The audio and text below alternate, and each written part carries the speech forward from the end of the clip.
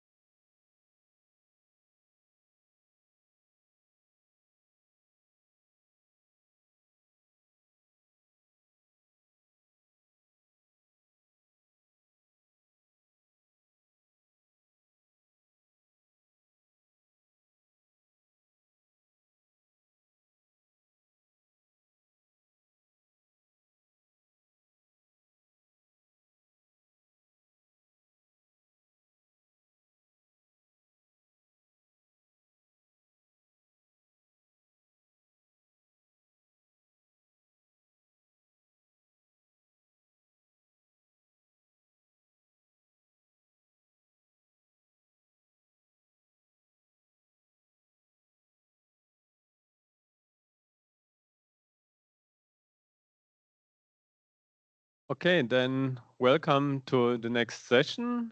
It's about scalable reasoning with SAT, which is a goal that most probably all of us have.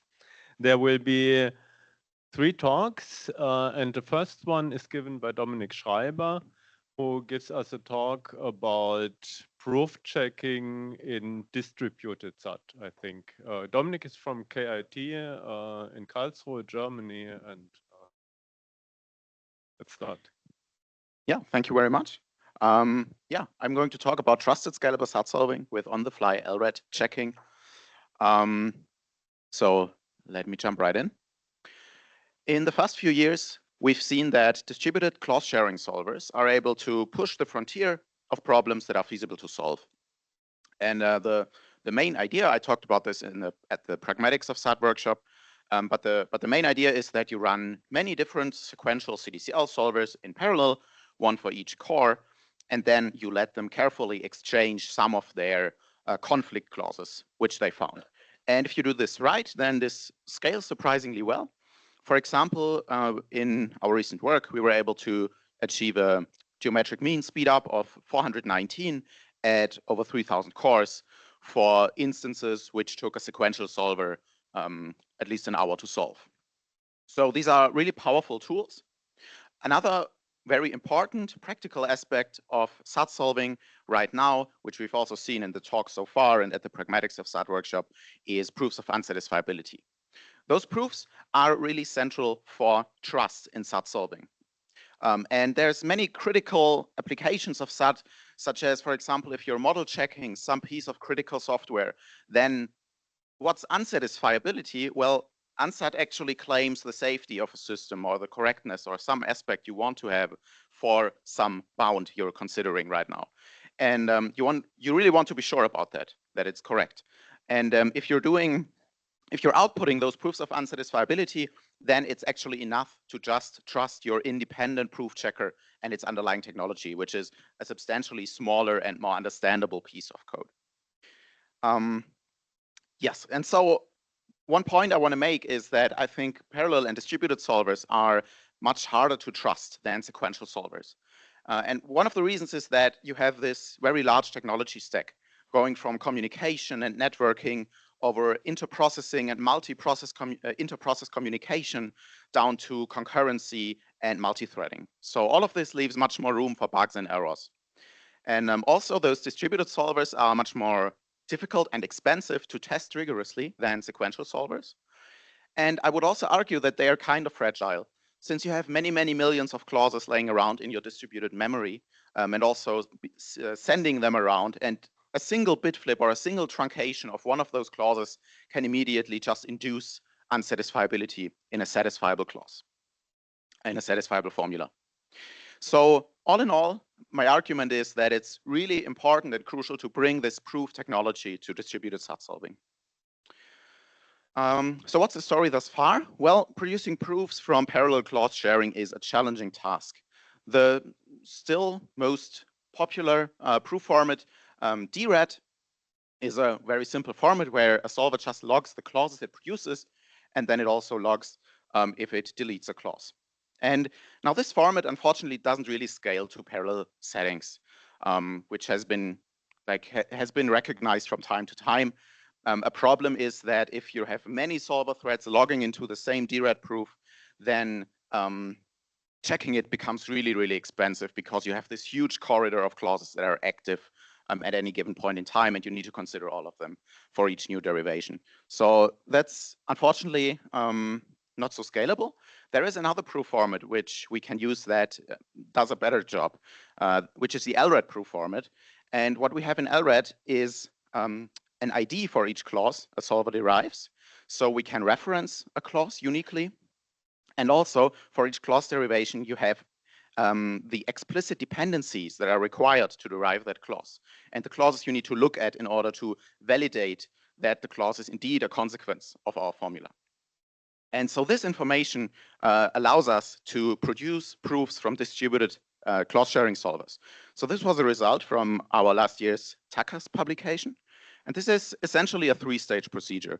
So first of all, each solver writes an individual partial proof file as it is solving. And then secondly, after the empty clause is found, we rewind the solving and the sharing in a way. So every solver traces back its own partial proof, and we trace back the transitive requirements of the empty clause back in time. And we undo each clause sharing, so to say. And then we funnel all of our required clause derivations into a single file that is at one process in our distributed environment. And in the end, we do one last linear pass forward in order to check that proof. And then we have a persistent proof file from distributed solving, right? Now, the main bottleneck here is just that sequential assembly and checking of what I call a monolithic proof, a single proof that you get from distributed solving. This is fundamentally throttled by the I/O bandwidth at the final process. And sometimes you can have hundreds of gigabytes of proof information, even if you're only solving for a few minutes, right? And so even with our best setup, which is not even published yet, the production and checking of a proof at 1,500 cores takes on average about 3 times the solver's solving time. And it gets worse the more solvers you add. So one more thing, in sequential proofs, we have this nice intuition that if our solving fits into RAM, then our checking will also fit into RAM, just because the checker mirrors all of the deletions, which the solver does. This no longer holds for these proofs which we construct from parallel solving. So at some point, we may actually just run out of main memory when trying to check such a proof. All right, so overall, I wanted to find a more scalable way to apply proof technology to distributed solvers. And the solution was a suggestion by Marijn Heule, who unfortunately isn't here. He pointed out that, well, LRED checking is incredibly efficient. And actually, it's so efficient that we can just do it in real time without going over the disk. And here I have a little bit of system code here. This mk-FIFO command on Unix systems creates a special file, which we call a named pipe. And then we run our solver on some input formula, and we tell it to output its proof to that file. And concurrently, we run our checker already, also on the same formula, and we tell it to read the proof from that file. And what happens in the end is that the operating system sets up an inter-process communication channel between the two processes, and the processes don't even know that they are actually not really writing into files. Like on the program code level, there is no distinction, and it's actually indistinguishable from just plain file I/O. And like that, we can do this checking very fast and very efficiently. One obvious downside is that in this way, we do not get a persistent artifact to validate by an independent party later on. So we are only able to do the proof checking once, and then you need to trust the result from checking, right? And that's a concession we willingly make in this line of work here. Okay, so what could a first setup in a distributed solver look like with that technology? So in our solver, it's common that we have a solver process, and you can have many processes across different machines. And then within each process, you have a number of SAT solving threads. And now for each of these SAT-solving threads, we launch and execute one associated checker process. Now, whenever a SAT solver thread derives a clause, then it streams that clause derivation to its associated checker process, which then can validate the clause and then returns the clause via another named pipe in the reverse direction. And then our parent SAT solving process can forward the clause, since it knows it's correct, to its internal clause sharing data structures. And then in the end, we perform here our distributed clause sharing across all of our processes. And then in the end, if a clause arrives at a different SAT solver thread from clause sharing, then the SAT solver thread forwards that clause to its associated checker instance. And now here I put this little shrugging emoji because that checker process doesn't actually know whether this clause is correct. It can't check that because it doesn't have the derivation, and it also most likely wouldn't have the dependencies that would be required to check it. So here that receiving checker essentially just trusts the process that the clause has already been checked by a different checker process. Okay, and then this checker just imports the clause as an axiom, just like you would import an original problem clause. Okay, so this setup works. It's fine. Let's ask ourselves which components we still need to trust with that setup. Well, you need to trust the parser because so that it reads the correct formula correctly. You need to trust our checker processes, that they perform sound LRED checking and respond correctly as well. We need to trust the surrounding solver process, that it doesn't just forward some unchecked clause to the clause sharing.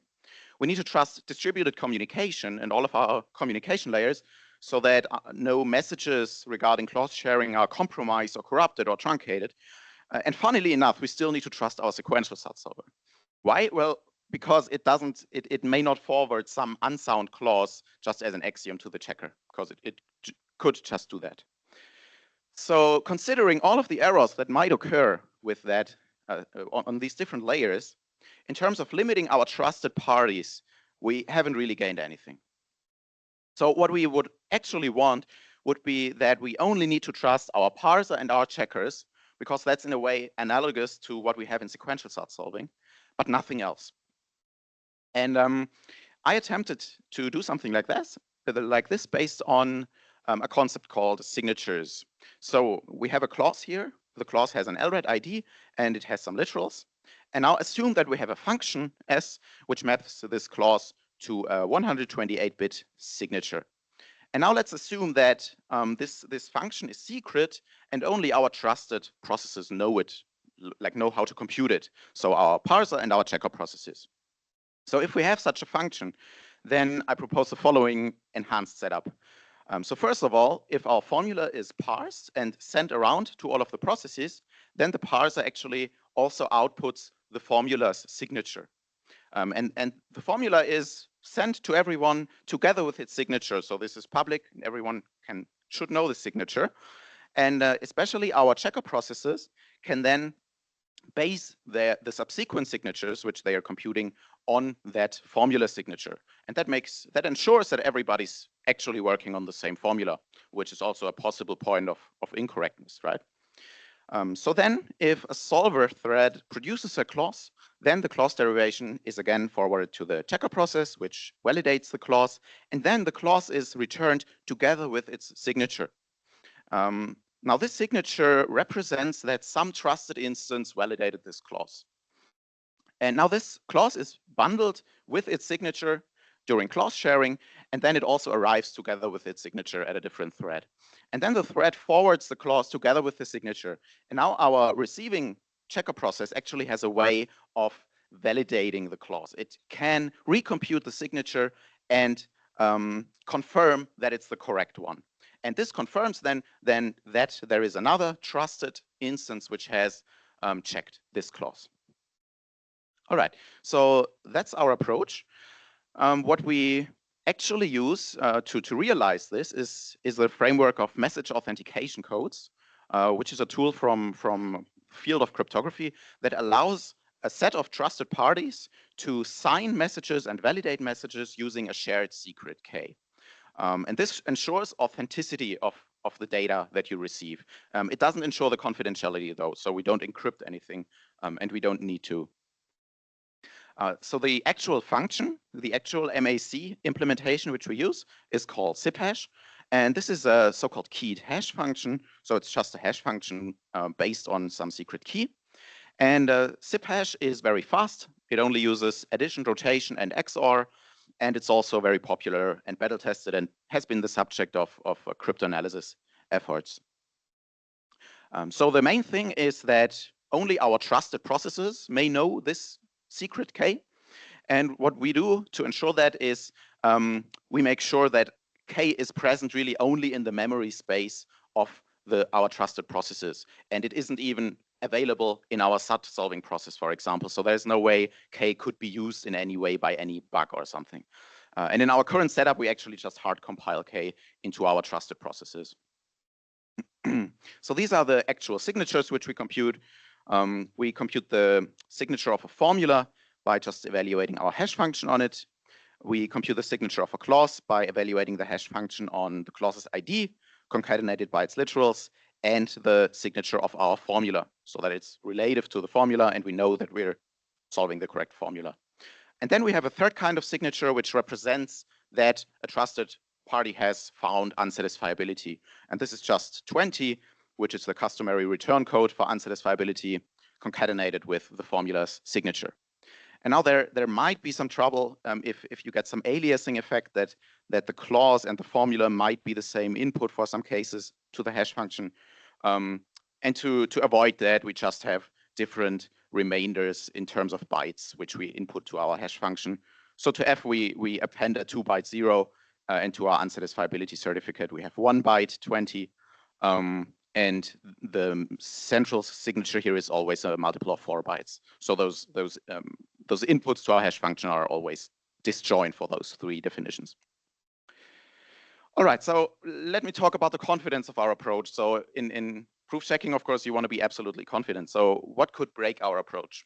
Well, the main breakage would occur if we obtain our signature of unsatisfiability for a satisfiable formula. How could this happen? Well, if we put on the head of an attacker, we would need to find a pair of a clause with its actual signature, such that the clause is not actually a logical consequence of the formula, and it induces like unsatisfiability for the formula. How could we achieve that? Well, we would need to forge a previously unseen pair of a message together with its actual signature for some X, which we as the attacker choose. Another avenue to this would be to find a different formula that happens to result in the same signature. Because in that case, you could just transfer the clauses from one formula to the other, and like that, like induce unsatisfiability in the satisfiable formula. And lastly, if we recover our secret key as an attacker, then we can trivially directly compute the signature of unsatisfiability, of course. So all of those attack vectors boil down to those 2 basic attacks here: recover the key or forge a previously unseen pair of a message with its actual signature. And now ziphash and other message authentication code claim security against those particular 2 attacks. So specifically, forging such a previously unseen pair succeeds with the probability 2 to the minus 128. So this is guessing. And this is 10 to the minus 38. And recovering the key K boils down to the same probability. And just to put this into perspective, I found a number that like cosmic radiation flipping a certain byte or corrupting a byte occurs with probability of 10 to the minus 15 per byte per second. And maybe it's even higher today with tighter integration. So you could have like you could select 2 bytes in your formally verified checker process that like leads to the checker just hallucinating unsatisfiability. And this is orders of magnitude more likely than guessing a sound signature for a clause here without knowledge of K. And now my intuition is that any inadvertent bugs or errors or faults that might occur during solving cannot do better than such a deliberate attack. So I would conclude that this essentially lifts our procedure to a very similar level of trustworthiness as like sequential proof checking, with the caveat that our processes are, of course, not yet formally verified.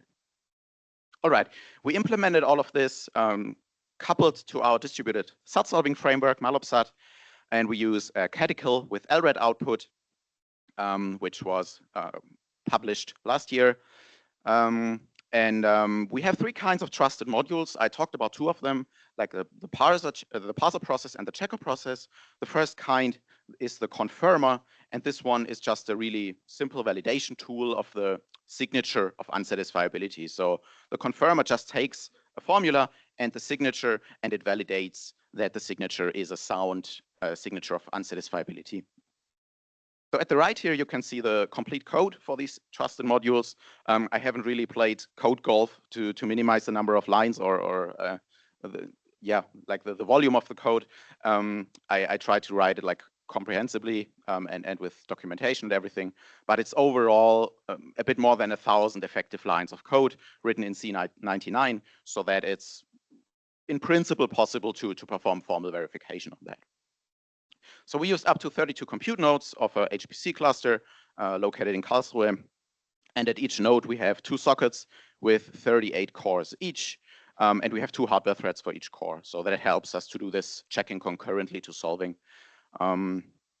We use competition benchmarks from 2023, and we limit the solving to 300 seconds of wall clock time. And we limit any post-processing and checking for the other approaches to 1,500 seconds.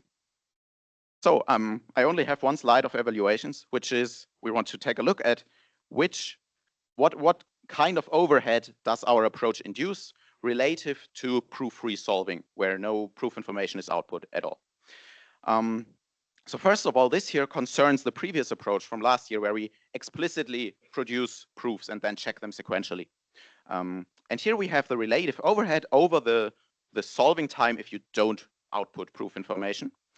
And this overhead is given for 1 compute node, for 4, and for 16 compute nodes. And here we can see this overhead, like over in terms of the solving time only, so disregarding the time needed to produce and to combine and check the proof, is really low. So here, that earlier proof production approach in terms of solving only incurs an overhead of like 10%. So it's just really outputting the LRAD information and writing it to partial files. So that's very cheap.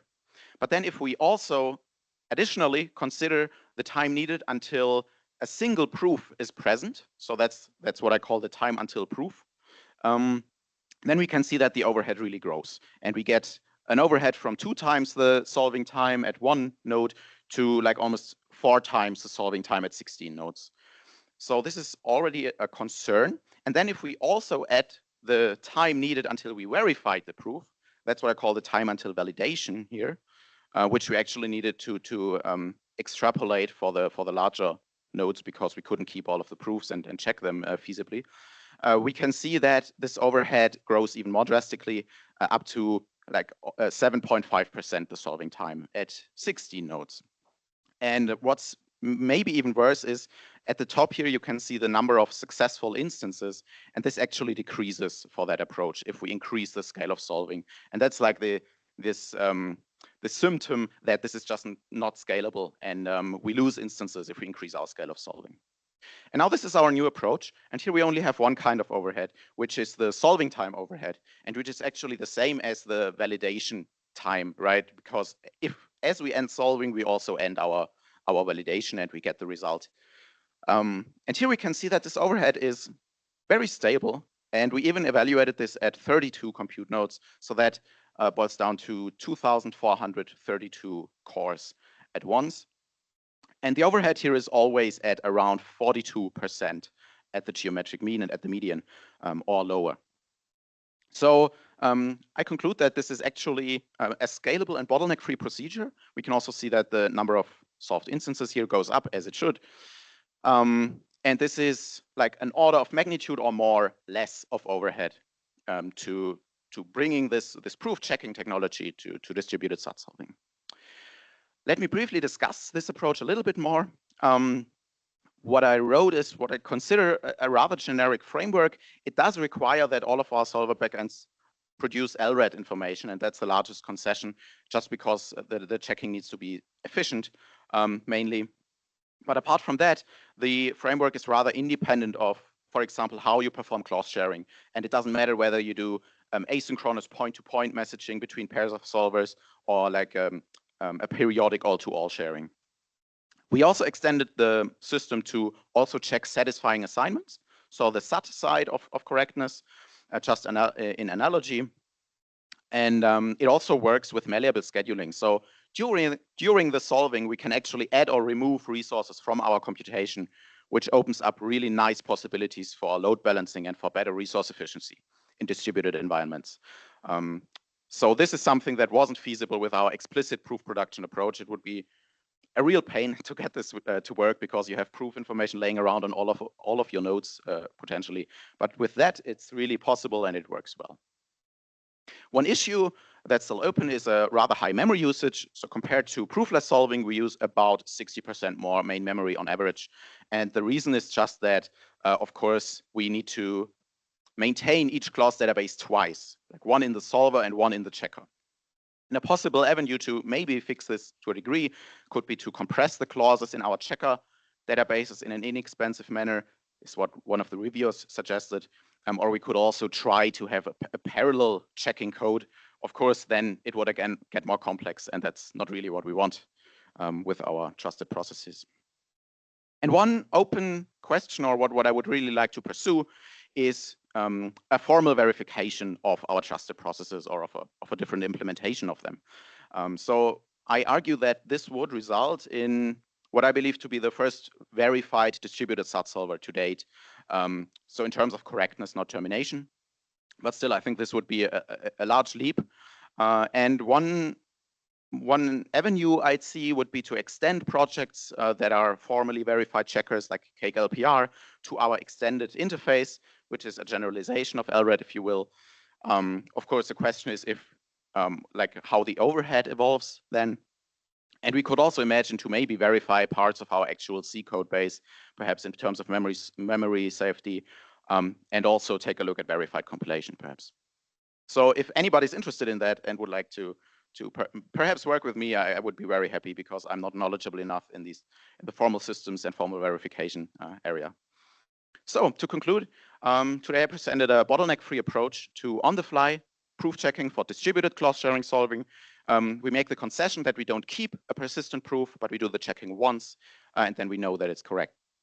Our trusted parties are isolated processes which just extend our usual LRAD checking interface, and this saves more than an order of magnitude in running time overhead over explicitly producing proofs. And as such, I think it also paves the road to verified distributed SAT solving. Thank you so much for your attention.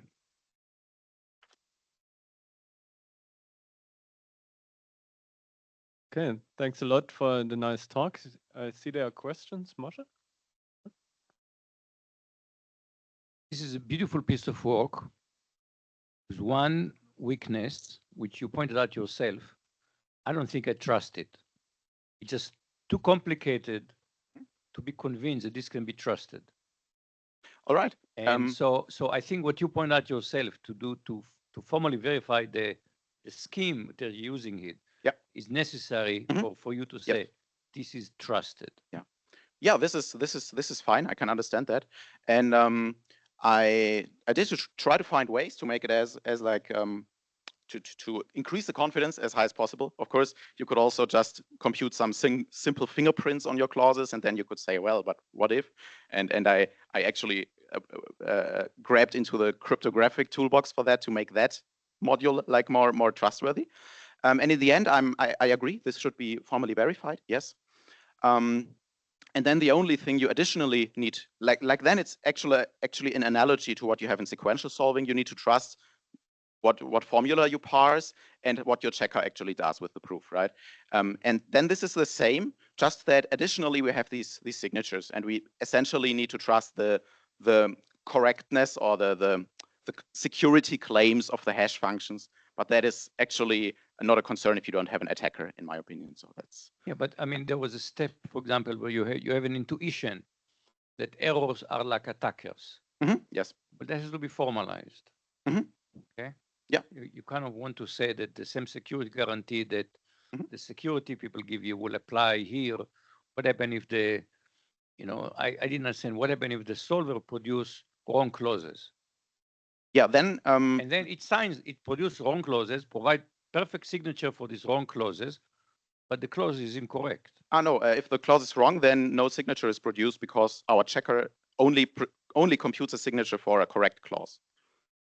That's the invariant we have. So this is the complexity of the scheme that at least on the fly here, I was not able to comprehend. Okay, yes. So yeah, I invite you to take a look at the paper maybe. And then I agree that this definitely should be advanced and made more trustworthy by formally verifying it. Yeah.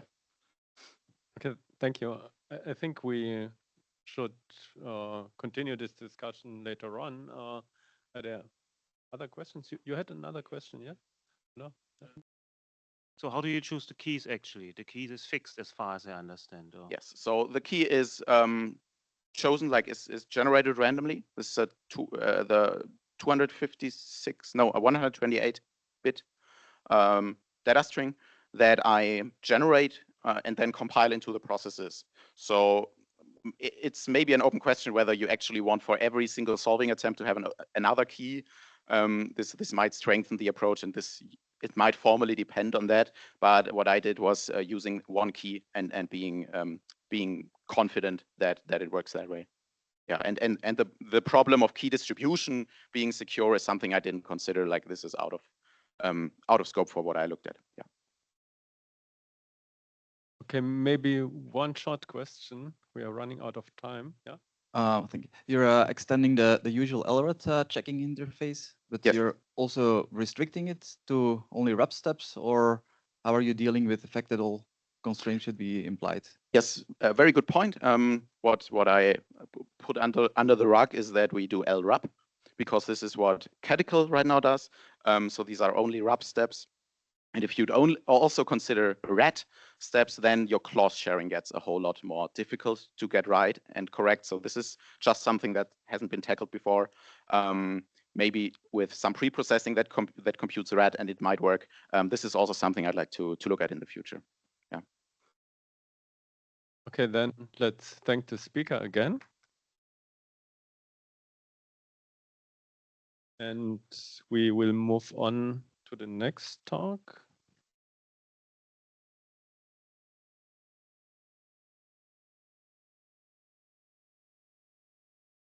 The next talk is given by Alberto, and it will be on pseudo-Boolean propagation.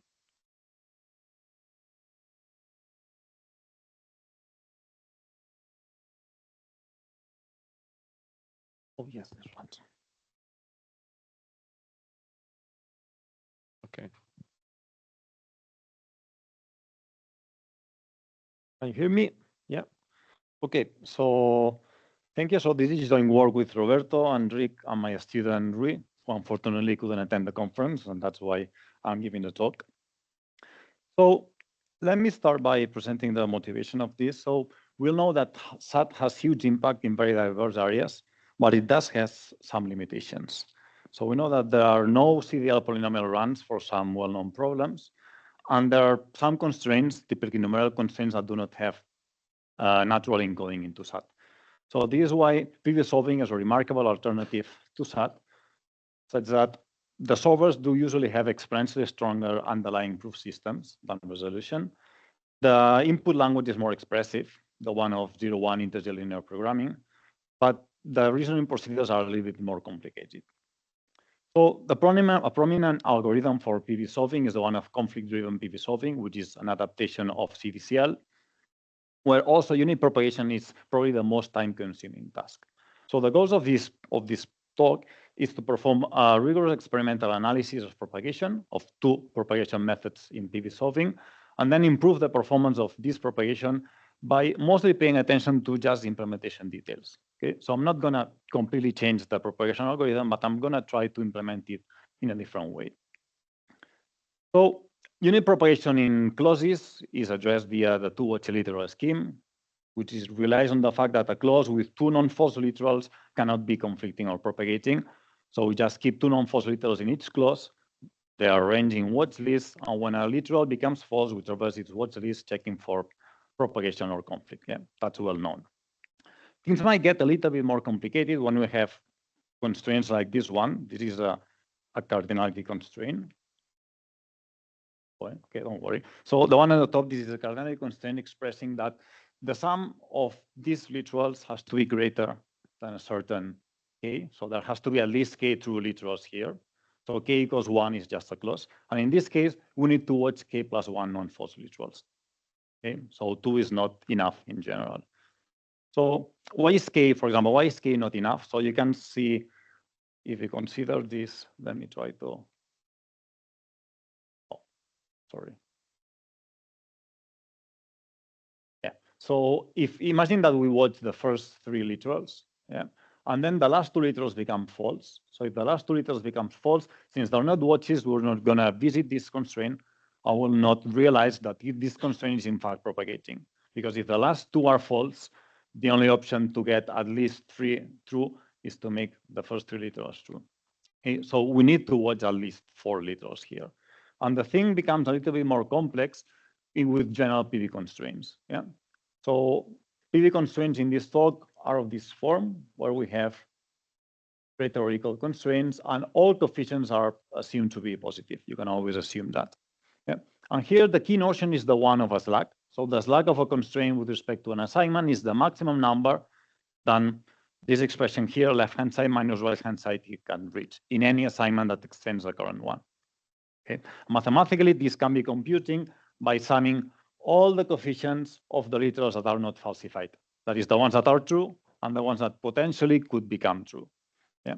If even in this optimistic mode, the slack is negative, it means that there is no chance that by extending the assignment, the left-hand side can be larger than the right-hand side. And this is a conflict. Okay, that's the way to detect conflicts in using this slack. With respect to propagation, things are a little bit more complicated, but not too much. So an undefined literal with coefficient Ci can be propagated if this expression here becomes negative.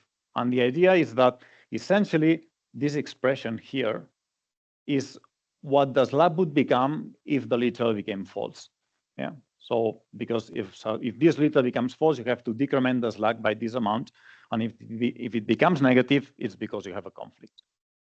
Okay. So if making it false, you get a conflict, then for sure you need to make it true to avoid the conflict. So you can propagate this literal. You can put all these two conditions together into this expression here that says that there is no propagation or no conflict if the slack is greater than the maximum undefined coefficient of the constraint. But in order to make it efficient in practice, instead of updating this maximum undefined coefficient all the time, what you can do is to just compare it with the maximum coefficient of the constraint, which is the static value. And of course, this is less precise, but it will still allow you to detect all propagations and all conflicts. And this is what we do in practice. So since propagation and detection conflicts relies on this value, we need to keep this value up to date. And the easiest way to do it is to essentially watch all literals in the constraint.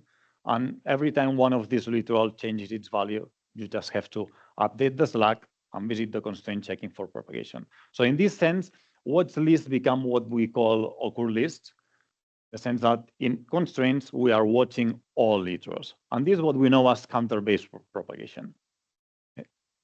So this is an abstraction of code of counter-based propagation of the PV solving rounding set. And this is the solver we'll be using here.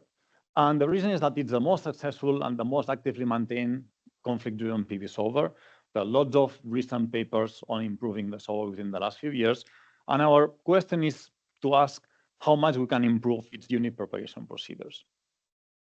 So here, if we have a look again at the code, so pretty much what you do is you update the slack, and once the slack has been updated by decrementing the coefficient, if it becomes negative, you have a conflict.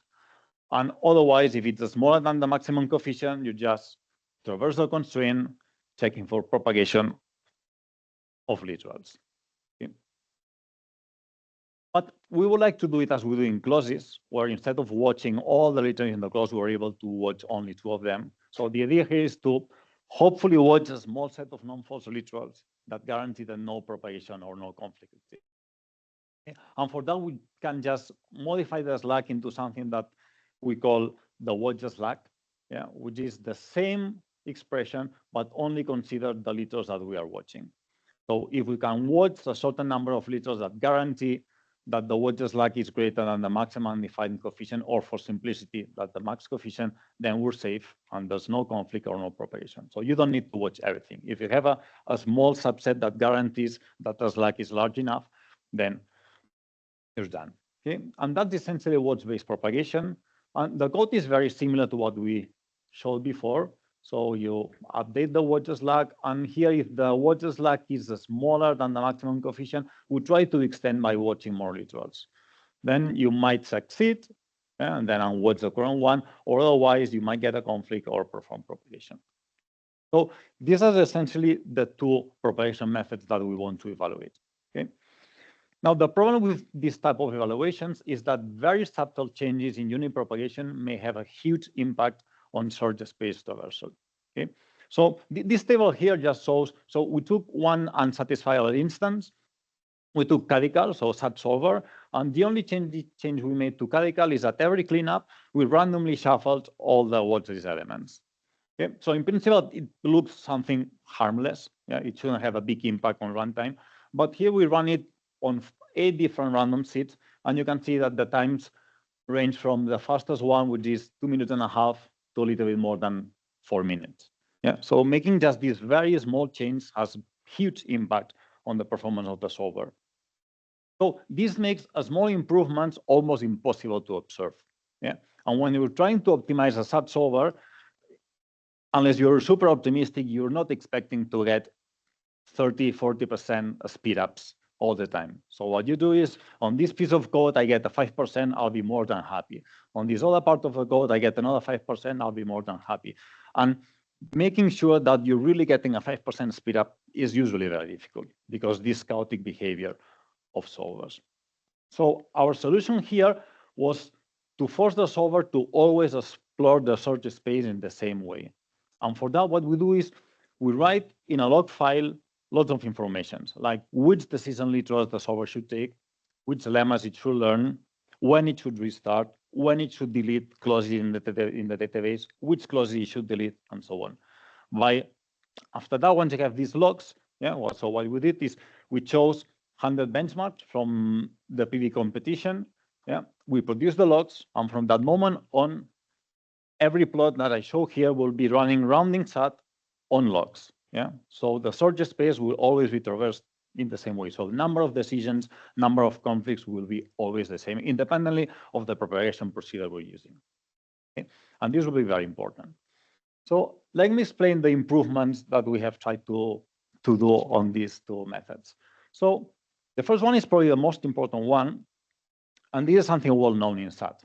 That is, when you're traversing the watch list, that in this case in rounding SAT, watch list point to clauses, cardinality constraints, pseudo-Boolean constraints. So what you do is you visit this element, and this element points to a constraint in the database.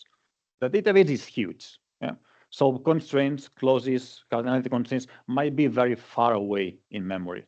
So if every time you need to load the constraint, that's going to cause a lot of cache misses. And that's going to slow down the solver a lot. So you would like to avoid this.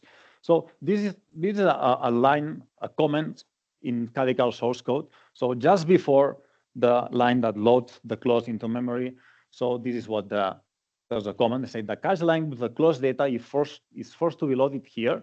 And thus this first memory access below is the real hotspot of the solver. So in essence, this is the most time-consuming line in a SAT solver, the one that takes the clause and loads it into memory, because you don't have it on the cache. You usually have it somewhere else, and moving it to the cache, it takes some time. So avoiding this constraint load is super important, at least in SAT. So we didn't know whether it was the case in previous solving. So to understand what rounding SAT does, so this is a representation, an abstraction of the data structure. So what is a watch list element in rounding SAT? So in the watch list, an element has two fields. The one on top points to the constraint, and the second field is the literal index, which pretty much says at which position in the constraint is the literal that has become false. Here, there's already a small optimization with respect to memory, which is if this points to a clause, in a clause, we usually put the two watch literals at the beginning. So we don't need to know where in the clause is the watch literal, because it's going to be either in the first or in the second position. Yeah. So then what we do is in the case of a clause, we reuse this field not to contain the index, but rather to contain a cache literal, which is an optimization that is used in all such solvers to avoid making constraints load sometimes. Okay. Then what is the constraint in rounding such? So a constraint starts with three 64-bit integers. Okay. The first one is the size, but the first 2 bits, the first one is used to mark the constraint as deleted or not. And the second one is to indicate whether you're using counter-based propagation or watch-based propagation. Then we have the right-hand side. And finally, we have the slack. Yeah, but since the slack is only meaningful for pseudo-Boolean constraints, not for clauses or cardinalities, we use this field to indicate that this is indeed a clause or cardinality by using some concrete value, right? The minimum or the minimum plus 1. And then we have properly the constraint, which is pairs of coefficients and literals. Yeah. So this looks reasonable enough. Yeah, there's some optimization with respect to memory. But if you have a look at the code here in red, what I highlighted is all the places where we need information that are in the constraint. And you can see that right from the beginning, the deletion bit is in the constraint. So for sure, you're gonna load the constraint into memory. And this is what you want to avoid. You want to delay loading the constraint only if it's strictly necessary. And how do we do this? So the idea is to move information from the constraint to somewhere else. Okay. So how do we do this? The idea is here what we need to access the slack. We need to decrement it with the corresponding coefficient. We need to compare it with the maximum coefficient. And these three pieces of information, ideally, I would like them to be out of the constraint. Yeah. And this is what we did. So the coefficient of the literal, we put it in the watch list elements. So the watch list elements are now a little bit longer. Then here we're classifying what it is a counter base or watch base, or it is a clause, or it is a cardinality. So we were able to embed all this information in the watch list element. So we don't need to access the constraint to know which type it is. We keep the cache literal here, and we also keep the index. And then with respect to the constraint, the most important change is that these first 2 bits now indicate the type of constraint, which is redundant in terms of propagation, but it's useful in other parts of the code. And most importantly, we remove the slack. So the slack is no longer in the constraint, but it is in a vector indexed by constraint identifier. And here the first bit is a deletion bit that we need to mark this constraint for deleted or not. And then there's another interesting thing here that I would like to put the slack. Yeah. But in fact, what we do is we compare the slack with the maximum coefficient all the time. And the maximum coefficient is in the constraint. Yeah. So an option would be to add another field here, which is the maximum coefficient. But since what we are doing is just comparing and knowing whether it's larger than 0 or not, what we can do is we, instead of storing the slack, we store the slack minus the maximum coefficient, the constraint. Yeah. So in this case, we don't need to have a look at the constraint to know which is the maximum coefficient because we don't care. So this is a little bit difficult to digest, yeah, in a couple of minutes. But the outcome is this. Yeah. So this is the abstraction of the code. That's more or less what the code does. And the first time where we really need to access the constraint is here. Yeah. Which is after you have reduced the slack, after you have compared it with 0, and so on. And our statistics show that in counter-based propagation, in only 6% of the time on average, you are really executing this line. Yeah. So the number of constraint loads is very, very low. So let's see some numbers, some plots. Okay. So plots here are a little bit strange. Yeah.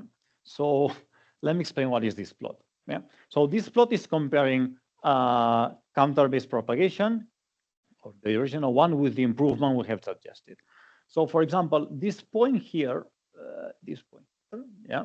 So this represents a benchmark, concrete one, that took, let's say, around 40 seconds in counter-based propagation. And we obtained a 3 times the speed up. So it's 3 times faster. our improvement. So it took around 13, 14 seconds. Yeah. So every point corresponds to a benchmark, and that's more or less the information displayed in this plot. So everything that is positive, it's a benchmark where our improvement did really improve. Yeah. So producing a speed up. Points like the ones here that are on the negative side are benchmark for which our improvement didn't work that well. Yeah. So in fact, it did a slowdown. Yeah. So you can see here, moreover, this is log scale. Yeah. So you can see, this is probably the most important points, the ones on the right. And you can see that we can obtain a speed ups up to 3 or 4 times. So there's a very important speed up by just taking care of minimizing the number of constraint loads. So what else? Another thing that we changed was that in any such solver, in any PV solver, since we're learning a lot of constraints, the closed database gets too large and we need to delete some of them. Yeah. So what rounding sat does is in this cleanup phase, it marks some constraints to be deleted, but it doesn't properly delete them. They're just marked as deleted. They still exist in the closed database. They still are on the watch list, but you just ignore them. Okay. And this looks fair enough. And then only from time to time, when it feels that the wasted memory is too large, then it properly deletes these constraints. Yeah. So our suggestion was to apply garbage collection in every cleanup phase so that the constraint database is kept more compact. Yeah. And also the watch lists are much shorter. And then in propagation, we don't need to care about this bit that indicates whether a constraint is deleted or not. And here you can see again the comparison, this optimization applied to counter and applied to watch, and you still get speed ups. And here there are 2 remarks I want to make. The first one is that here I'm comparing, so here counter is not the original counter, but is counter plus the first optimization that I explained. And we're comparing the effect of the 2 optimization with respect to only 1 optimization. Yeah. And here you can see that, well, there's some speed ups in counters. And here the other remark I want to make is that we're obtaining speed ups. It's quite consistent, but they're not very large. So this is the typical improvement, the typical speed ups that are impossible to observe unless you have a very specific, a very rigorous way of comparing runtimes. Yeah. So third improvement is, so in watch list, you delete elements. Yeah. And in watch list, in order to have them very continuously in memory, they're usually implemented as vectors. And when deleted an element in a vector, a very standard way is to just remove the one you want to remove, take the last element in the vector, place it here, and pop up. Yeah, that's a very standard way of removing elements in a vector. This is very good because the number of write operations is very low. But however, if the list is very large, you'll be accessing this element and the one at the end. And in terms of memory access, that's not a very good idea. Yeah, especially if the watch list is very, very large. Yeah. So instead of the art solvers like Cadical keys out of Minisat, this is not what it's done. What it's done is while you're reading the watch list and you're removing elements, you are also writing the final result of the watch list. Yeah. And since you're only removing elements, you know that the right pointer will always be to the left of the read pointer, and you can somehow overwrite the list while you're writing. You're not going to lose any important element. Okay. And here I was mentioning that this looks a very good idea, especially if the lists are very long. And this is what happens in particular in counters. You can see that here the average length of a watch list in counters, which is an occur list, is very long. It's around 10 times larger than in watches. Yeah. And in fact, this improvement worked very well. Oh, sorry. This improvement worked very well with in counters, but it didn't work that well in watch. In fact, it seems that it's making the system worse. Probably because the watch lists in this particular case, yeah, are not as long as we would be expecting. And finally, this is a very nice one because so most people think that the nice thing about 2 watch literal scheme in SAT is that we're only watching 2 literals. And that's not the only positive thing. So there's another one which even, I wouldn't say it's even more important, but it's very important. It's that you're not watching 2 arbitrary elements, but in the end, you end up watching 2 literals that are extremely inactive. So literals that do not change its value too often. So that's the real goal. If you end up watching litters that are very inactive, it means that you'll never visit this clause. And that's an effect of too watching literals.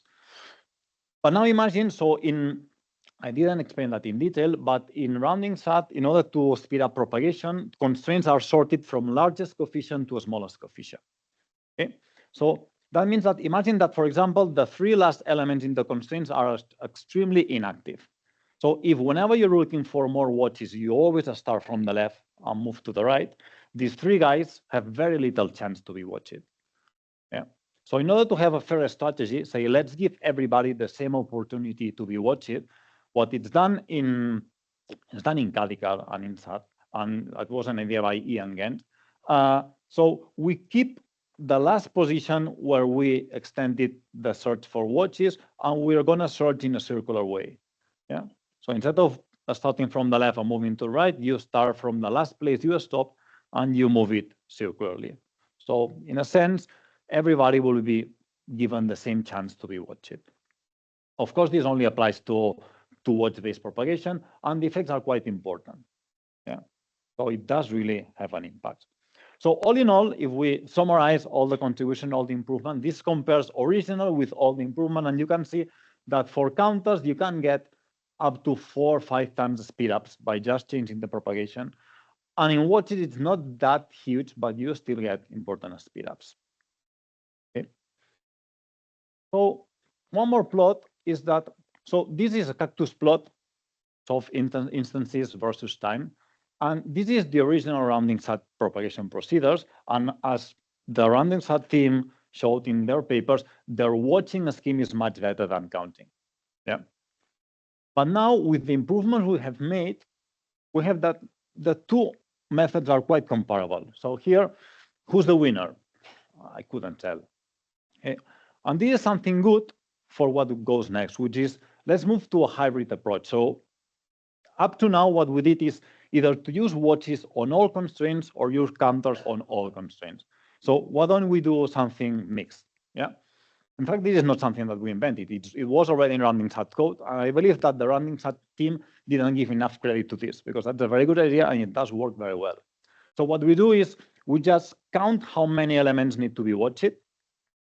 And if you need to watch a high percentage of them, imagine that you need to watch 90% of the litters, then it doesn't pay off to watch. Use counters. It's much simpler, and you do not get a big difference by just not watching 10% of them.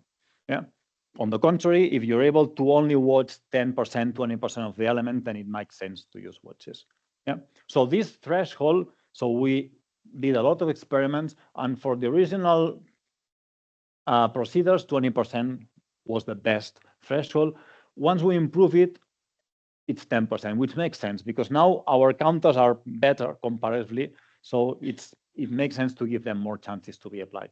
Yeah. And here there are 2 plots. The one on the left, it's comparing this hybrid approach on the original rounding SAT procedure and the hybrid approach on the improved procedures. And you can see that these improved procedures also translate to improvements over this hybrid approach. Yeah, quite consistent improvements. And here what this is showing is that the hybrid approach does work well. Yeah, so here we're comparing the hybrid approach on the improved procedures with respect to a virtual best solver that either uses watches or counters for all constraints, but it knows in advance which is the best of the 2. Yeah, and you can see that using the hybrid approach really improve. Okay. And finally, the last plot is, okay, what if we don't use logs? So here I was just only assessing unit propagation time. So what if we forget about the logs and we run the system as usual? Yeah, on the benchmark, let it take the decisions, restarts, and so on. And we run it over all benchmarks now, not only 100. Yeah, over all benchmarks in the library, time limit of 1 hour per benchmark. And you can see that the improved procedures really make a difference. And they do not only improve the unit propagation time, but the overall runtime of the solver. Okay, so I just explained this methodology that is very precise to analyze the propagation runtime, and this has been very important for this paper. And then that more just by changing implementation details of the solver, you can get important speed ups. And as future work, So we would like to not use the maximum coefficient of the liters, but the maximum coefficient of the undefined liters to have a more precise criteria to visit a constraint for propagation or not. And then improve the hybrid method by not just counting how many liters you need to watch, but what is the activity of these liters. Yeah, because it's not only important to watch few liters, but it's important to watch liters that are very inactive. Yeah. So thank you for your attention.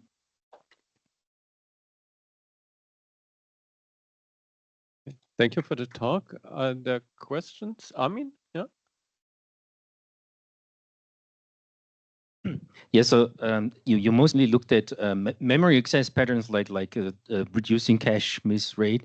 Did you also look at branch prediction, like making kind of, because like you had these two branches in the beginning of the hotspot, so that was the question. Yeah, you're right. I didn't have a look at that, but that's, we mostly were concerned with cache misses, but you're right that branch prediction could be another way, another thing that we could study in the future. Maybe I have a short question. I liked it really much that you try to bring more determinism into the evaluations, but now the evaluating program is a different program with a different memory footprint. And if you are looking at effects like caching and translation lookup aside misses and so on, how much is this related to the original program? Yeah. Well, the thing is that the program doesn't. So here, the good thing is that the part of the program that corresponds to unit propagation is not changed at all. Yeah. What it changes is other parts of the code related to conflict analysis, to decision literal taking, because those ones are kind of bypassed. You just have the lock in memory and you do what the lock is telling you to do. Yeah, this is true. So that shouldn't be a problem. However, in the end, just to be convinced that you're not doing something wrong is, okay, in the end, you do have to show that the overall runtime improved, because otherwise, because sometimes so there is something that I deliberately omitted, which is the outcome of unit propagation is not unique. So it's unique if you don't have a conflict. But if you have a conflict, the conflict that you find might change depending on the order of the watch list. And this might have an effect. Imagine that you find a very nice way of reordering the watch list so that you always find the clause that will give the best conflict to analyze. So of course there are, it's difficult to make this precise. So it's I'm not just claiming that that's all. No, I mean the things that could be improved in this methodology. But I think that we should go towards this type of methodologies, because otherwise you just need to run loads and loads of benchmarks and take statistical measures to figure out whether it's significant or not. Yeah. Okay, thank you. Okay, then I would like to thank the speaker again. And we will move on to the next talk.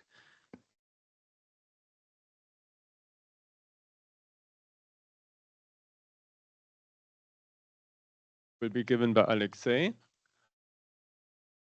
Okay, it's about anytime approximate formal feature attribution, and okay, let's start. So thank you. My name is Alexei. I'm going to talk about this joint work done in collaboration with Graham Farr, Peter Stuckey, and the entire work was done by the student Jingqiang Yu. This brings me to a very important point. I know that I'm literally the only obstacle standing between you and lunch. Since the work was done and slides were prepared by the student, I will try to rush as much as I can because I'm literally 2 hours ahead of you in terms of the slides. Okay, so first let me introduce the problem and give you some background knowledge.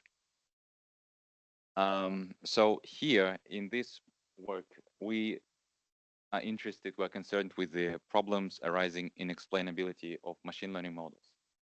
So we live in the era of AI, machine learning, everybody is obsessed with LLMs and so on and so on. The problem is that the models are opaque. We don't really understand what's going on and why. So this gave rise to a very hot topic in the area of AI called explainable artificial intelligence, or XAI. So one of the plausible solutions to the problem is, given a prediction provided by this particular model, we try to compute an explanation in a post hoc fashion, saying why this particular decision was made. So there are two major types of explanations. One is called why explanations, and the other one is called how or why not explanations. And there are plenty of approaches to both of these types of explanations. To explanations of the kind that select features that are deemed responsible for the prediction, called feature selection approaches, and one of the most prominent approaches is called anchor. And there are other approaches to answer why particular decisions were made, and those attribute responsibility to features in terms of some numeric value, a weight assigned, which kind of indicates how important that particular input is. So the most widely used explainers in this case are Lime and Chubb. The problem with these heuristic explainers is that they are computed statistically with no guarantees of quality of explanations. And there are plenty of works showing that in various scenarios, they're really inadequate and shouldn't be used to explain ML predictions. So our take to compute explanations for machine learning models is to use logic. So we use formal methods. This way we compute subset minimal explanations. They're guaranteed to be correct, and they can answer why and why not questions by means of abductive explanations and contrastive explanations respectively. And recently we also proposed this concept called formal feature attribution, FFA, which answers what will numerically attributes responsibility to features. So a very quick intuition behind FFA, it's basically a proportion of abductive explanations for this particular feature where this particular feature appears. I will give an example later. And to compute FFA, propose to use the Hitting set duality between AXPs and CXPs, abductive and contrastive explanations, which has been known and discovered in 2020. All right, I will cover this later. So everybody here knows what Boolean satisfiability is. It's a decision problem for propositional logic, and we consider formulas in conjunctive normal form. Those contain clauses, clauses contain literals, and here we have an example. In this work, we are mostly concerned with maximum satisfiability problems, where we try to maximize the number of satisfied soft clauses subject to hard clauses. So we have the formula containing two parts, hard and soft. Hard clauses must be satisfied. Soft clauses give us a preference. We want to satisfy them as much as we can.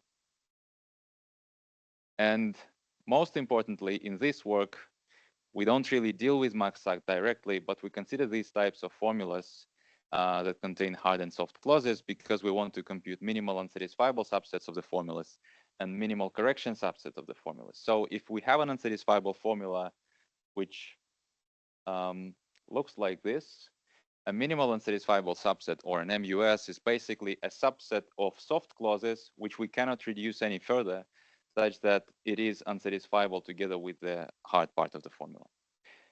And a dual concept, a minimal correction subset, of MCS, is basically an irreducible subset of clauses, such that if we remove it from the formula, the rest of the formula will be satisfiable. And it is well known that the two concepts, MUSs and MCSs, they are related by the Hitting set duality, meaning that each MUS of a formula is a minimal Hitting set of the entire set of MCSs, and the other way around. Each MCS is the minimal Hitting set of the set of MUSs. Now, getting back to our classification problems in XAI, we are interested in this scenario. We have a classification function tau that maps sets of features to some class. Well, actually, it's not a set of features. It's a feature space, which is the product of the domains for each feature. Here I have an example. It's a tree ensemble. We have two classes, and this is a real example. I think the data set is called adult.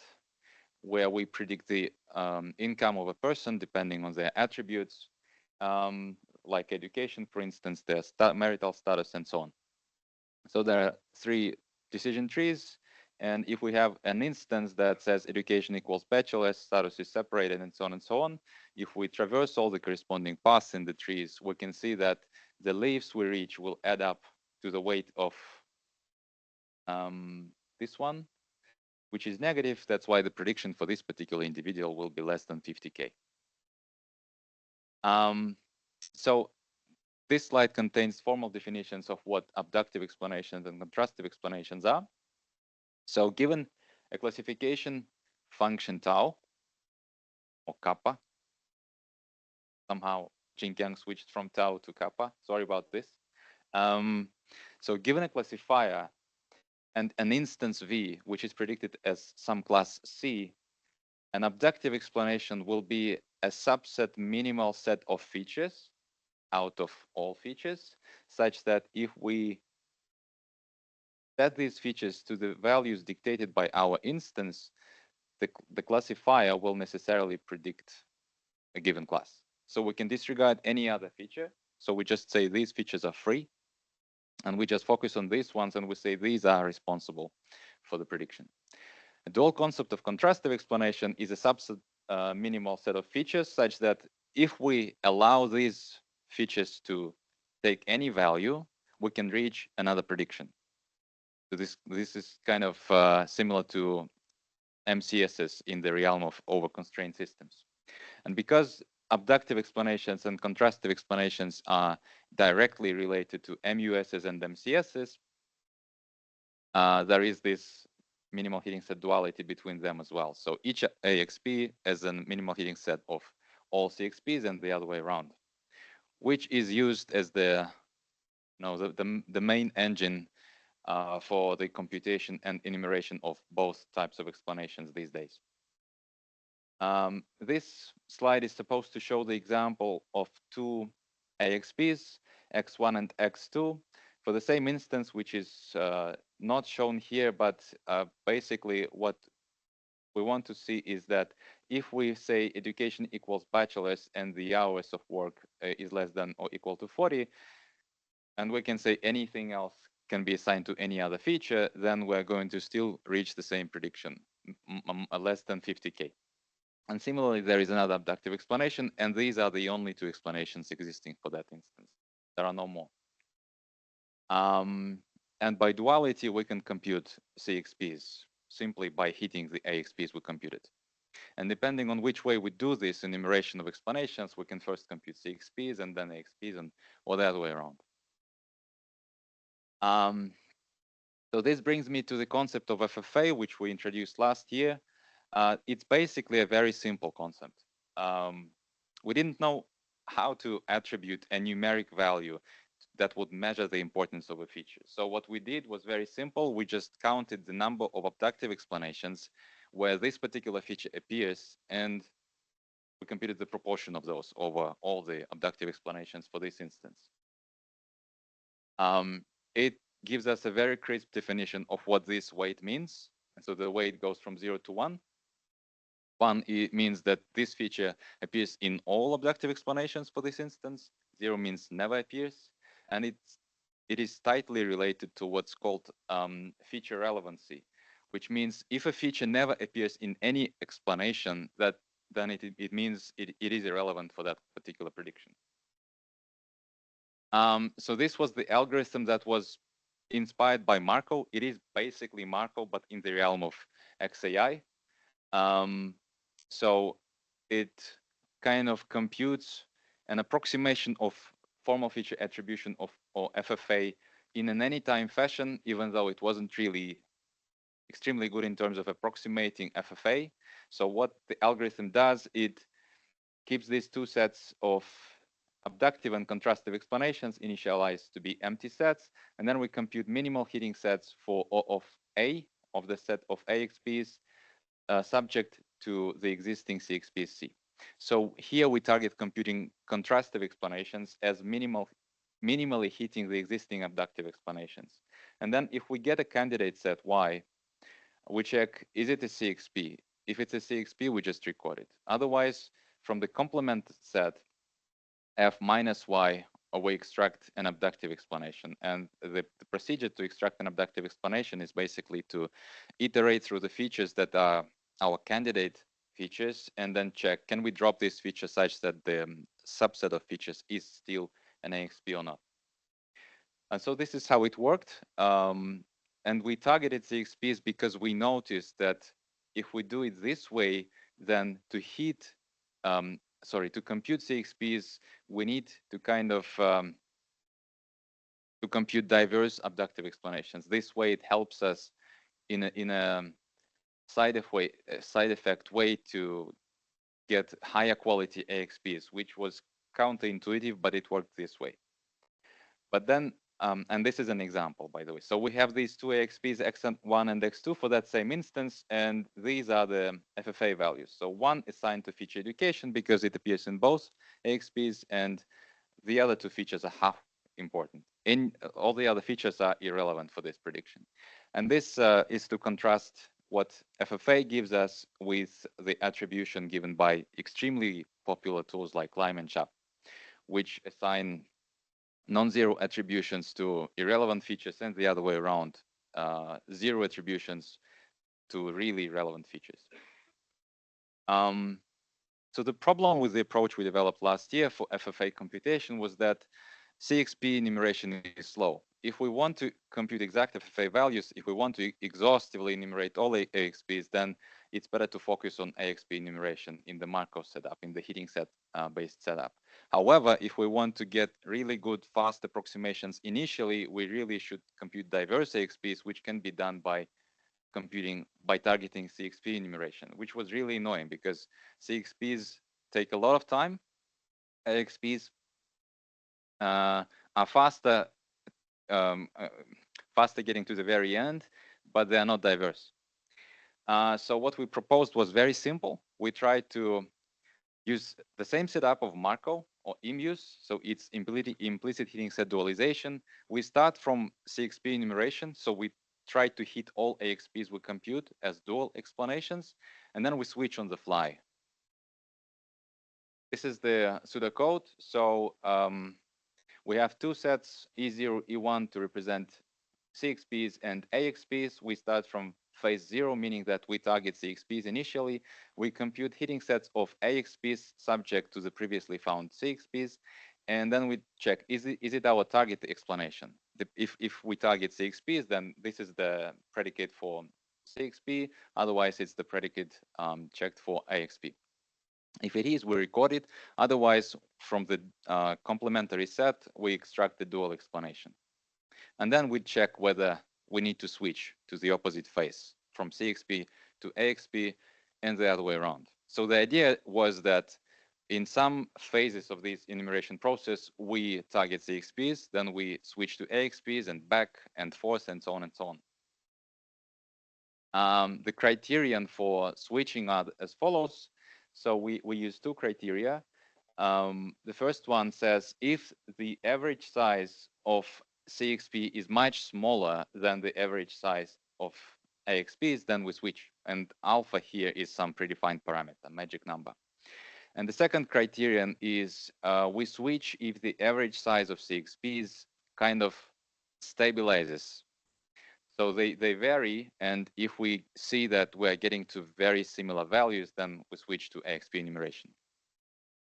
The rationale for these switches are as follows. So the first criterion says the size of AXPs is much larger than CXPs. Recall that in the Markov setup, we have this heating set call, and then we check is it target explanation or not. If it is, then we're done. So if we target CXPs and it's not a target explanation, then the complementary set is pretty large. And then traversing this large set and checking, extracting a dual explanation is very expensive because we make many calls. However, if we have this complementary set small, then the number of calls to make and to check the features, whether they're in or out, is very small, and this helps us save time. And the rationale for the second switch, for the second criterion, was basically if the size of the contrastive explanations stabilizes, it signifies the moment where we have enough diverse AXP such that we kind of hit them in a similar way and get a similar number of features included in the CXP. Okay, so this brings me to the results. So we implemented this approach using a Cadical as the heating set enumerator and a MaxSat solver dealing with boosted tree ensembles on various data sets. We have plenty of different metrics where we compared the approximate values of FFA we got throughout the time till the very end when we finish, and we compared it. So for the Markov setup, targeting CXPs as well as targeting AXPs, and our own approach, which switches from one to the other. And we have several criteria here, like Manhattan distance in terms of the sum of absolute differences across all features, Kendall tau and RBO rank-based overlap, which measure similarity of two rankings, and also Kullback-Leibniz divergence. I'm not going to focus on all of them because the plots you are going to see are very similar to each other. But we used all these criteria just to look much more convincing than with one single criterion. So as I said, abductive explanations, exhaustive enumeration finishes on average much faster than enumeration of contrastive explanations. And this is our approach, which tries to kind of take the best of two worlds, which is close to the one in the second row. And this is our FFA approximation error over time. So the time is normalized from 0 to 1. 1 means we're done, we finished, and 0 means we've just started. As you can see on the left, there is mean information, and on the right, median information. Median is kind of more informative because the time varies, and normalizing it doesn't really help. You can see here that on the median information side, you can observe that Marco S and Marco A finish much earlier. And this basically zooms out the time period point where we kind of switch. The idea is the lower we have, we get closer to 0 on the Y axis, the better, because we are reducing our error of FFA. And as you can see here, our purple line, the switching configuration that we developed, really is close to the CXP enumerator, and then it still finishes close enough to the AXP enumerator. So it really, if we have enough resources and we can run it for a long time, we can be safe with this heuristic. If we have very short time available, then it's better to apply this heuristic as well, because we kind of get good approximations initially as well. And similarly, we have this Kendall's tau over time. Kendall's tau goes from -1 to 1. The higher, the better. And as you can see, the observations are very similar, because a Marco C targeting CXP enumerations is really bad in terms of approximating FFA, while we are close initially to Marco C, and then we get closer to the abductive enumerator.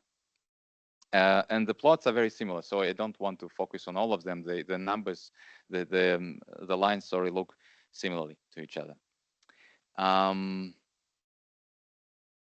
these are just 3 plots considering 3 data sets separately. So this brings me to the conclusion. How did I end up there?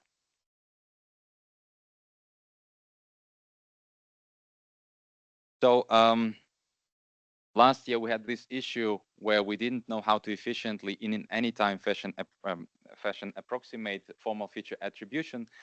Now we know how to do that. We can just consider the Markov setup and switch on the fly. So we thought this could be done by switching back and forth, but in fact it turned out to be much better just to switch once, because AXP enumeration tends to be faster if we have enough resources. So we start from CXP enumeration, and then on the fly we switch to AXP enumeration. And the motivation to start with CXPs is that it gives us diverse AXPs initially, and then we switch when we have enough diverse AXPs and AXP enumeration is faster. For those of you who joined late and thinking, why on earth is this guy talking about AXPs, CXPs here at SAT? Well, this is because AXPs are directly related to MUSs of unsatisfiable formulas, and CXPs are directly related to MCSs of unsatisfiable formulas. So the same setup can be applied in other settings where overconstrained systems are of use, say in model-based diagnosis, and when we have to measure the proportion of MUSs or MCSs with some particular properties. And our work was just as an example of such an application. And we developed this switching algorithm, switching setup of Markov that can be used for solving those problems. Thank you very much.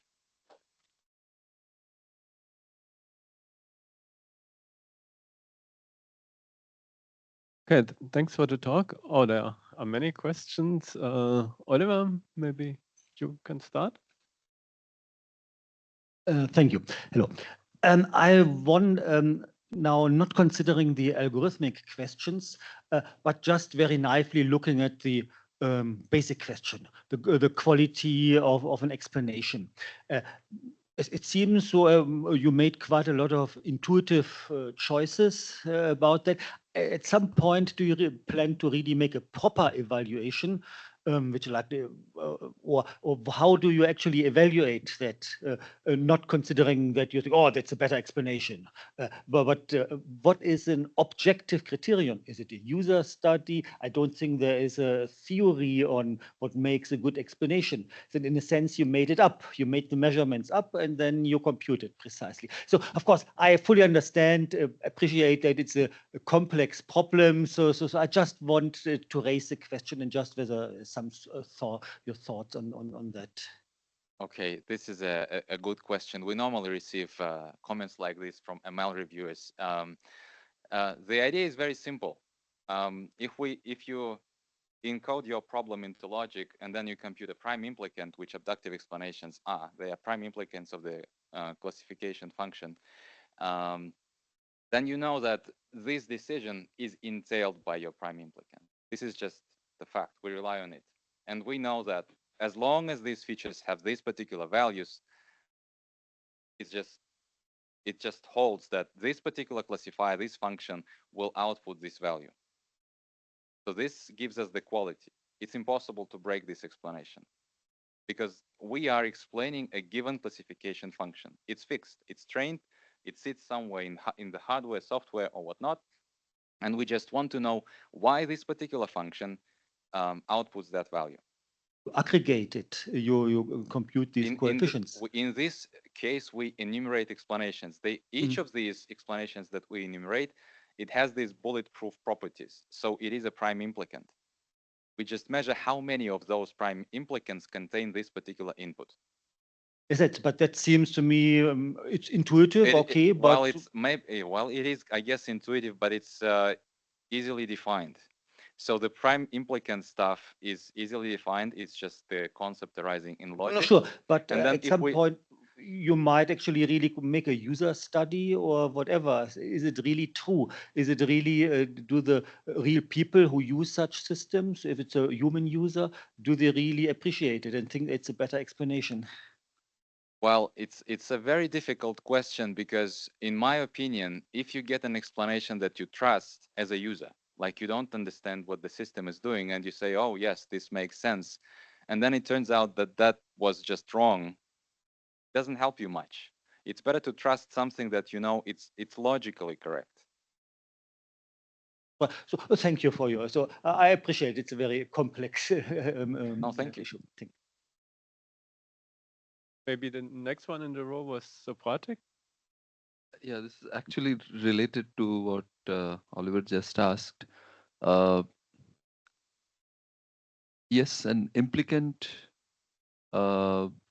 in a logical sense explains the result of whatever classification result you have. But is that what, I mean, is this what,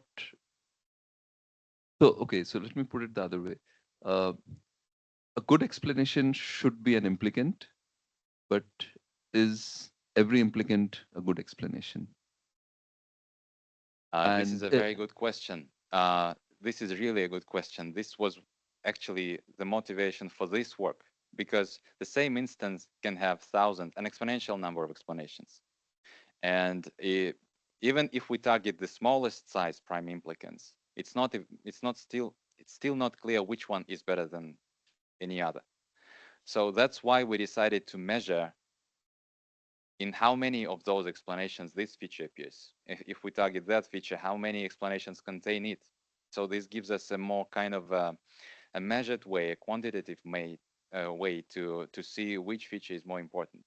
but that choice was, I mean, I mean, that's just your choice, right? Just That, our choice, yes, yeah. because we really didn't know. We just know that this is an explanation. Okay, it may be large, it may be small, and it's not clear if it's great in terms of, if it's convincing.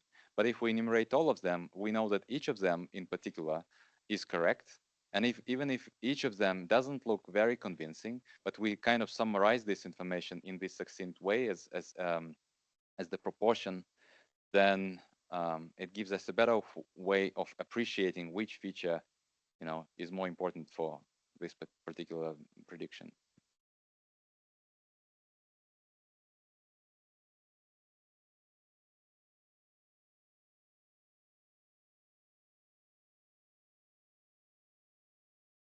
I may have missed it, but did you define formally approximate FFA selection? We define FFA.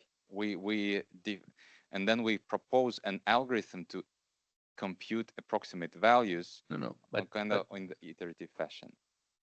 In what sense is it approximate? Usually, when we talk about approximation, we say, okay, it will be within a certain factor. Yeah, some we notion. don't. There is no error values defined here. We just, since we compute something that is a proportion of a particular number of objects, if we enumerate these objects on the fly, we're kind of getting closer and closer to the exact value. That was the intuition. But if you ask me whether there is, the quality of approximation, unfortunately, we don't have that. Thank you. Yeah, did you, in your experiments, what did you actually apply it to some real neural networks or, some things where, which is what this is meant for?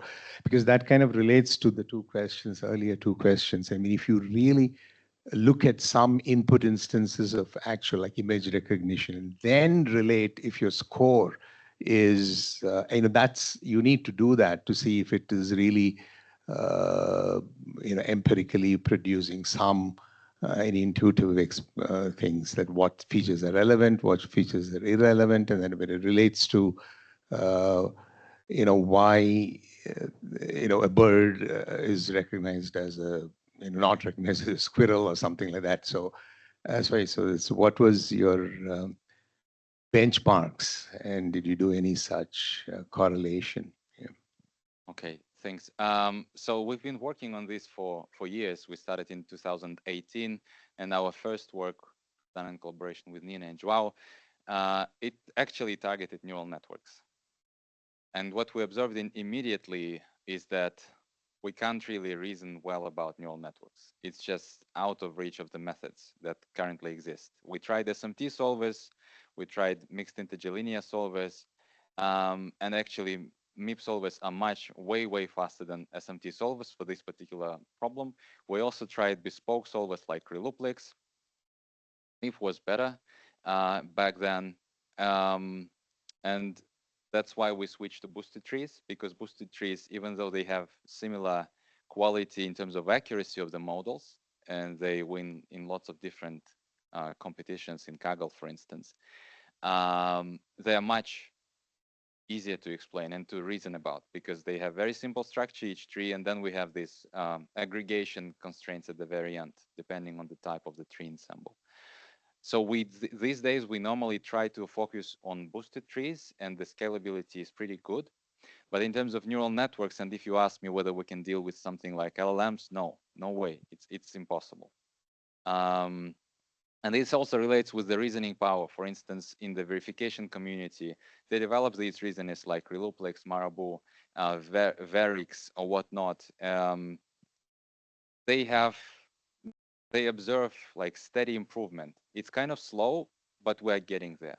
The question, if the question is, can we deal with the deep neural networks? I guess no, it's not possible. But who knows what will happen in the future? So you can just take out of the reasoner we developed and plug in another one, for instance, Marabou, and then you can solve the same problems using these different types of reasoners. So I think Okay. I'm a bit too far away. Maybe last question, yeah? Yeah, okay. So I agree with you that deduction is a good method to get reliable explanation, but I also agree with Oliver when he says that it's a bit arbitrary to pick minimality as the criterion for an explanation. So there are actually like sociological studies, you know, like asking people like what would you accept as an explanation, and from them you can deduce other criteria which are beyond minimality. For example, anomality. You can, for example, also recur to the actual data set to select explanations which would be accepted by people. So I think this could be like a nice direction to add further research to formulate or formalize new criteria, or better, like a diversity of criteria, and which basically creates a diversity of optimization problems as well, to go beyond this simple formalism of, well, minimality and just picking prime implicants, which is really, I think, a bit arbitrary. Okay, thank you. That's a valid point. We will definitely consider other criteria. Okay, I think this was more a remark than a question, but anyway, let's thank the speaker again. And this closes the session. If there is not any announcement left. Yeah, same old me, but this time with a different set of announcements. So please, I hope you all know that we are.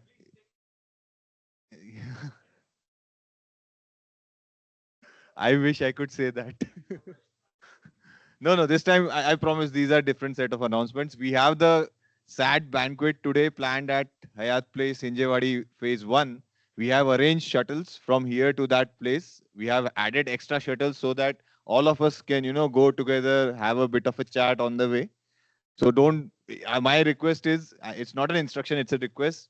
Please don't book individual Ola Ubers. We have sufficient, arrangements for the banquet. It's a very beautiful and a very nice poolside kind of a venue. So I hope you enjoy it. And this is the formal, I would say, announcement for the banquet of the conference. Second thing is, I have noticed that a few people are still missing the registration kit. So please contact our help desk and get your registration kit. And two more announcements. We now break for lunch. The lunch will be served in executive dining room. So all you have to do is get out of this MPH complex, take a left, take a small walk through the passage. At the end of the corridor, you will find the EDR. There will be people to help you with. There are whiteboards, markers, meeting rooms, all are placed. Please get in touch with our volunteers. They will direct you there. And last but not the least, the session chair and speakers for the next session are told to contact Team Abhishek. The shuttles will go after today's last session. All of them will leave. And there's no route for the shuttles. You can board any shuttle that you want. All of them will go to the banquet venue. And of course, it goes without saying that after banquet venue will again, reroute you to your individual places. So don't worry about it.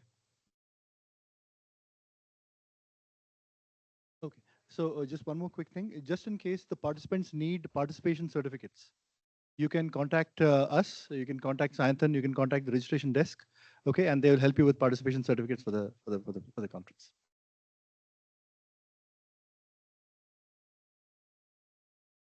Certificate.